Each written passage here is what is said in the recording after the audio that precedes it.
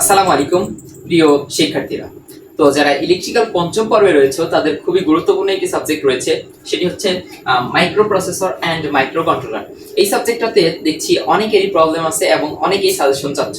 তো তাদেরই জন্য আমরা আজকে রচনামূলক পাঠের খুবই গুরুত্বপূর্ণ একটি সাজেশন দিব, যেখানে খুবই অল্প কয়েকটা প্রশ্ন দিয়েছি।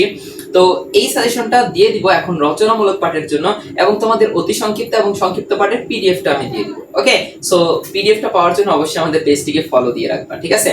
তো দেখো, আমরা যে সাজেশনটা দিয়েছি তোমাদের এখানে, তুমি শিওর থাকো ইনশাআল্লাহ কমন পেয়ে যাও সবগুলাই। ওকে, সো দেখো, প্রথমে যে প্রশ্নটা দিয়েছি এটা তোমাদের প্রথম অধ্যায়ের প্রশ্ন। বলা হয়েছে একটি সরল মাইক্রোকন্ট্রোলারের ব্লক ডায়াগ্রাম অঙ্কন পূর্বক বর্ণনা দাও। Most important. ওকে, এটা তুমি শিওর থাকো, তুমি এটা অলমোস্ট 99% কমন পেয়ে গেছো। ওকে, বাকি 1% যে প্রশ্ন তৈরি করেছে তার হাতে। ওকে, আচ্ছা দেখো, এরপরে এই যে 2 নাম্বারটা, এটা 100% আসবে। ওকে, এটা দ্বিতীয় অধ্যায়ের একটা প্রশ্ন। 8086 মাইক্রোপ্রসেসরের আর্কিটেকচার অঙ্কন করে বিভিন্ন ব্লকের কার্যপ্রণালী বর্ণনা করো। Most important. এটাকে তুমি 10 স্টার 20 স্টার 100 স্টার যত স্টার দিতে পারে দাও, ঠিক আছে? এটা তোমার পরীক্ষাতে আশা করছি ইনশাআল্লাহ 100% আসবে। ওকে, ভালো করে দেখো, অবশ্যই সবাই ফুল ভিডিও দেখো, নাহলে কিন্তু অনেক কিছু মিস করবা, ঠিক আছে? এটা দেখে স্ক্রিনশট নিয়ে চলে গেলে কিন্তু অনেক কিছু মিস করবা। এরপরে দেখো, এই যে 3 নম্বরে যেটা আছে, আশা করছি এটাও কমন পেয়ে যাবা। বলা হলো 8086 মাইক্রোপ্রসেসরের রিড এবং রাইট সাইকেলের বর্ণনা করো। এই কোশ্চেনটা এমনও থাকতে পারে পঠন এবং লিখন পদ্ধতি, লিখন সাইকেলটা বর্ণনা করো, এরকম থাকতে পারে, ঠিক আছে? সো এটাও তোমাদের পরীক্ষার জন্য আমি এটাকেও 99% কমন দিয়ে দিলাম, ঠিক আছে? এটাকেও। ওকে, আচ্ছা এরপরে দেখো 4 নম্বরে যেটা আছে, এখানে একটা বিষয় খেয়াল রাখবা যে এই 3 এবং 4 এই দুইটা থেকে তোমার পরীক্ষাতে একটা আসবে। কিভাবে আমি তোমাকে বলি, এই দুইটাই বেসিক্যালি তোমাদের তৃতীয় অধ্যায়ের প্রশ্ন, ঠিক আছে? এই 4 নম্বরে কি বলা হলো, মেমোরি ইন্টারফেস কি, 8086 মাইক্রোপ্রসেসরের মেমোরি ইন্টারফেস বর্ণনা করো। দেখো, তোমার এই সেম প্রশ্নটা এইভাবে আসতে পারে, অথবা এই সেম প্রশ্নটা এইভাবে আসতে পারে যে 8086 মাইক্রোপ্রসেসরের ম্যাক্সিমাম ও মিনিমাম মোড ইন্টারফেস বর্ণনা করো। ওকে, এই কোশ্চেনটা কিন্তু এমনও থাকতে পারে, অথবা তোমাকে এই সেম কোশ্চেনটাতে এই যে ম্যাক্সিমামটা না দিয়ে শুধুমাত্র মিনিমামটা দিতে পারে। কোশ্চেনটা কিন্তু একটাই, কোশ্চেনের অ্যানসারটা কিন্তু একটাই। ওকে, এই যে তুমি ইন্টারফেস বর্ণনা করলে তোমাকে ম্যাক্সিমাম এবং মিনিমাম দুইটাই দিতে হইতো, বাট কি হবে যদি পরীক্ষাতে একটু সহজ করতে চাই, সেক্ষেত্রে কি হতে পারে বলতো, ম্যাক্সিমাম মোড অথবা মিনিমাম মোড দিতে পারে। আর যদি তোমার কি হয়, একটা দিয়ে দেয় জাস্ট অনলি 8086 মাইক্রোপ্রসেসরের ইন্টারফেস বর্ণনা করো, সেক্ষেত্রে তোমাকে তো দুইটাই লিখতে হবে। ওকে, আচ্ছা এটাও মোটামুটি তোমার পরীক্ষার জন্য মোস্ট ইম্পর্টেন্ট আছে। এটাকেও আমি প্রায় 5 স্টার কোশ্চেন হিসেবে এখান থেকে দাগাই দিতে পারি। দেখো, এই যে এইটা অথবা তোমার পরীক্ষাতে এইটা, যে কোনো একটা তোমার পরীক্ষাতে আসবে। দেখো, এখানে তোমাদের জন্য জাস্ট অনলি 60টা প্রশ্ন দিয়েছি, 60টা প্রশ্ন দিয়েছি, এই 60টা প্রশ্ন পড়লে ইনশাআল্লাহ হয়ে যাবে।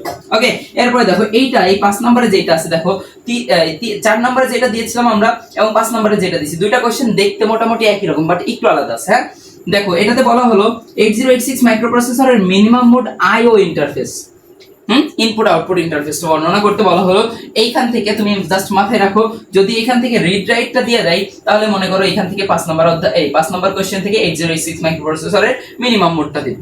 ওকে, এটা তুমি শিওর থাকো, মোটামুটি এটাকেও তুমি প্রায় 5 স্টার কোশ্চেন বলতে পারো।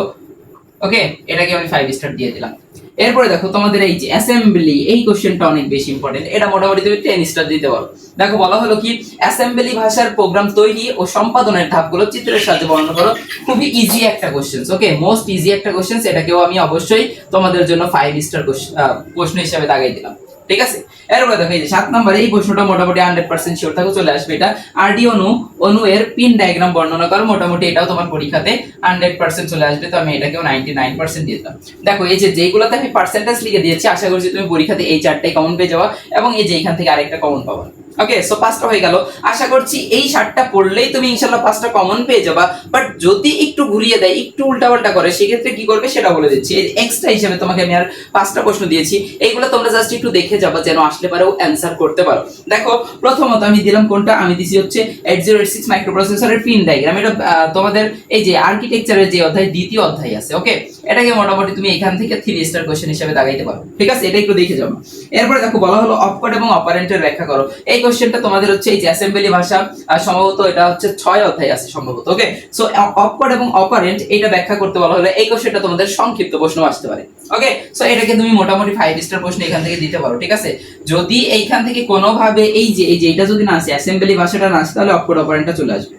ওকে, আচ্ছা, এরপরে দেখো এটা তোমাদের এই যে আরডিওনো এর অধ্যায়তে আছে, এই দেখো এটা 99% দিছি। তো এই যে তুমি মনে করো এলডিআর সেন্সরের সাহায্যে আলোর তীব্রতা পরিমাপের প্রোগ্রাম, দেখো এটা হচ্ছে বাকি 1%। ওকে, যদি এইখান থেকে যদি আরডিওনোটা না আসে, সেক্ষেত্রে তুমি শিওর থাকো এই যে আলোর তীব্রতা পরিমাপের প্রোগ্রাম এটা 100% আসবে। ওকে, এইটা। এরপরে দেখো 4 নাম্বার যেটা বলা হলো বিভিন্ন প্রকার মাইক্রোপ্রসেসরের বৈশিষ্ট্য, এটা প্রথম অধ্যায় আছে তোমাদের, প্রথম অধ্যায় আছে মাইক্রোপ্রসেসরের বৈশিষ্ট্য, এটা জাস্ট অনলি 2 স্টার কোশ্চেন, এটা দেখবে একটু। এরপরে দেখো বলা হলো যে পিক মাইক্রোকন্ট্রোলারের ব্লক ডায়াগ্রাম, পিক মাইক্রো, এটা জাস্ট অনলি 2 স্টার কোশ্চেন, এটা তোমরা একটু দেখে যাও, ঠিক আছে। এই কোশ্চেনগুলো, সো এই প্রশ্নগুলো তুমি পড়লে ইনশাআল্লাহ 100% তুমি শিওর থাকো তুমি 5টা রচনামূলক আসবে, তুমি ইনশাআল্লাহ কমন পেয়ে যাও এখান থেকে। ওকে, সো আশা করছি তোমরা বুঝে গেছো, এবং যদি বুঝে থাকো আর যদি আমাদের সাজেশন ভিডিও বা সলভ ক্লাসগুলো ভালো লাগে তাহলে অবশ্যই আমাদের পেজটিকে ফলো দিও। আর আমি ট্রাই করব তোমাদের এখানে যেই 5টা 7টা প্রশ্ন দিয়েছি, এই 7টা কোশ্চেনের অ্যানসার তোমাদের আমি পোস্ট করে দেওয়ার ট্রাই করব। ওকে, সো যারা বুঝে গেছো তারা অবশ্যই পড়াশোনা শুরু করে দাও, এখন অনেক দিন সময় বাকি আছে তোমাদের, মোটামুটি 2 তারিখে পরীক্ষা, সো এখনো অনেক সময় আছে, পড়াশোনা শুরু করে দাও। এই কোশ্চেনগুলো একদম পড়ে একদম পানি পানি করে ফেলো, তুমি ইনশাআল্লাহ সবগুলো কমন পেয়ে যাবে। ওকে, সো আশা করছি বুঝে গেছো। আজকে শেষ করছি, আল্লাহ হাফেজ।